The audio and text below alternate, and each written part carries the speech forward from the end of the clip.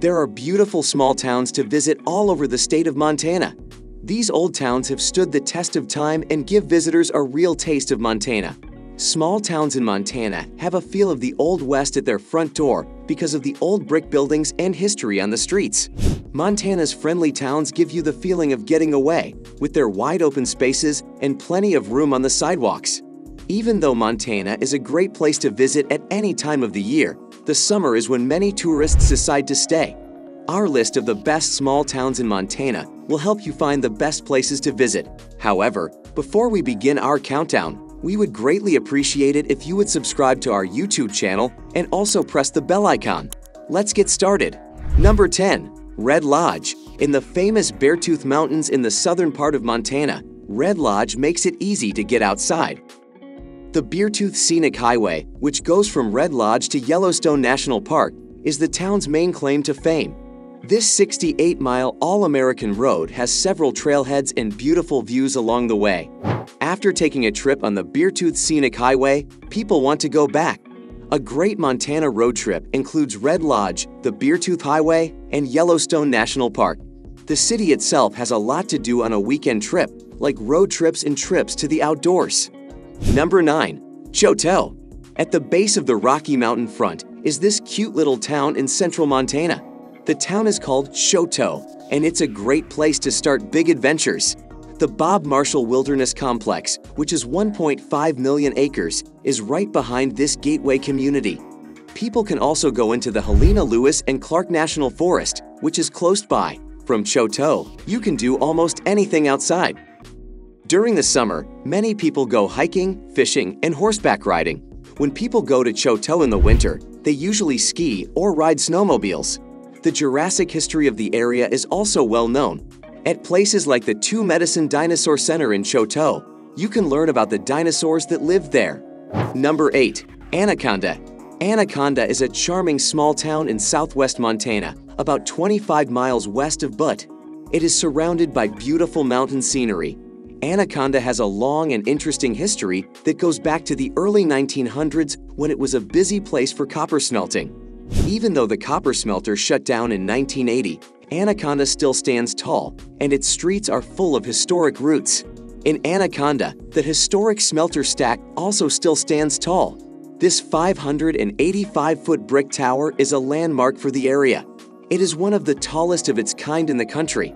From Anaconda Smokestack State Park, people can get a better look at the tower. There is more history to learn about on the streets of Anaconda. There are 4 old Western-style buildings in the town's 4 historic districts. The historic Art Deco style of the Washoe Theater in Anaconda makes it especially beautiful. Number 7. Livingston. Livingston is a busy mountain town that leads to Yellowstone National Park from the north. This city of about 7,000 people is known for how easy it is to get to the outdoors. Livingston is less than an hour's drive from Yellowstone Park. Other things that come to mind when you think of the small city are fly fishing and exploring Paradise Valley. The beautiful scenery in Livingston tends to bring in a lot of people. Famous poets and movie stars have been moved by the small town and now live there. People who visit downtown may run into someone they know in a store or restaurant, and they can get a great view of Livingston Peak from above the city. Number 6. Fort Benton. Fort Benton is in the middle of Montana on the banks of the Missouri River. It is also known as the birthplace of Montana. Lewis and Clark went through Fort Benton on their journey through history. Later, the town's location in the middle of the river made it an important part of the country's westward growth. Fort Benton streets are full of history. In addition to old buildings and memorial statues, the town has many museums to visit. One of these places is the Museum of the Northern Great Plains, which tells a lot about life on the plains in the last 10 years. The Missouri Breaks Interpretive Center is also interesting because it has displays about how strong the Missouri River is. This real Montana small town makes it easy to get out into nature. Number 5. Philipsburg. Southwest Montana is home to the town of Philipsburg, which is on the Pintler Veterans Memorial Scenic Highway. This small town is halfway between Yellowstone and Glacier National Parks, so it is a popular stop for road trips between the two. Philipsburg is also less than an hour away from one of Montana's best cities, Missoula. Philipsburg stands out as a place to visit because of its beautiful scenery and special things for tourists to do.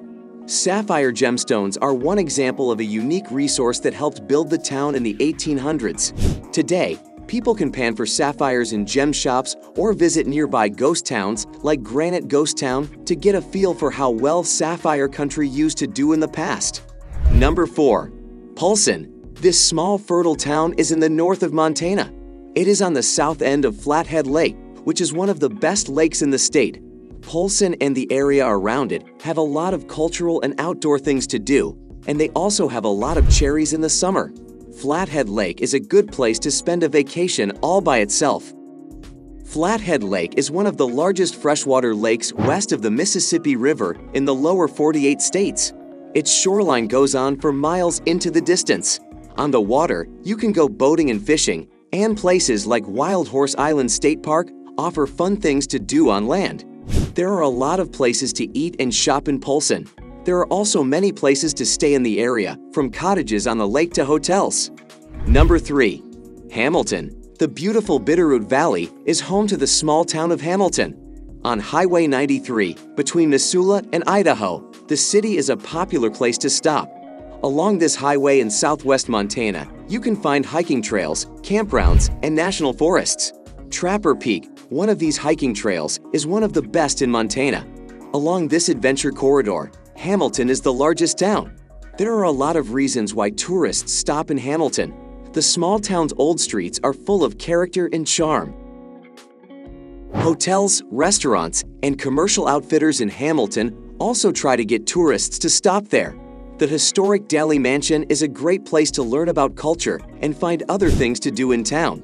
Not only is the town of Hamilton on Highway 93 a fun place to go, the Bitterroot Valley can be reached from a number of small towns along the route.